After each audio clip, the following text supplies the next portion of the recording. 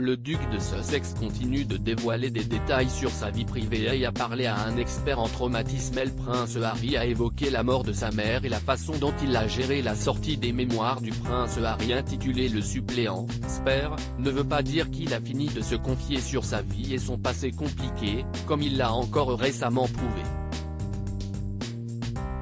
Pour sa première prise de parole publique depuis que lui et sa femme Meghan Markle ont été expulsés de Frogmore Cottage, le père de famille a décidé de parler au docteur Gabor Maté.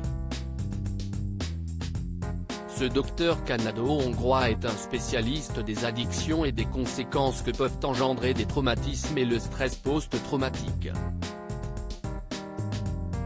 Ce n'est donc pas un hasard si c'est avec lui que le prince Harry a décidé d'avoir une conversation, notamment au sujet de l'accident mortel que sa mère a eu en 1997 alors qu'il n'avait que 12 ans.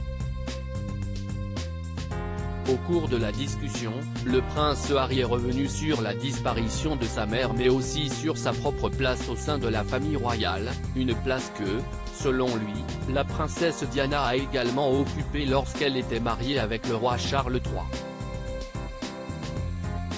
C'était bizarre de se sentir dans cette bulle, et je sais que ma mère ressentait la même chose. C'est une des raisons pour lesquelles il a voulu s'exprimer à ce sujet. Maintenant je comprends, mais à l'époque je ne comprenais pas du tout.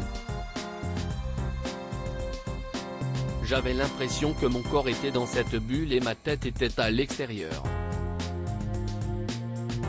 Une bulle dans laquelle il ne s'est jamais réellement senti à sa place, et qu'il a oppressé une grande partie de sa vie. Le prince Harry, j'étais coincé dans ce monde. Le prince Harry a ajouté que sa rencontre puis son mariage avec Meghan Markle est un des éléments qui l'ont libéré. J'étais coincé dans ce monde et elle venait d'un autre monde et elle m'a aidé à en sortir. Outre le soutien de sa femme, le prince Harry a aussi ressenti les bienfaits de la thérapie qui l'a aidé à surmonter le traumatisme lié à la mort de sa mère, mais pas seulement. Quand j'ai trouvé mon psy et que j'ai commencé à parler des traumatismes subis par le Harry que j'étais à 12 ans, ça a débloqué plein d'autres moments. C'était assez effrayant. Pourtant le père de famille a persévéré et est aujourd'hui, toujours aux côtés de Meghan Markle, très engagé dans la cause de la santé mentale.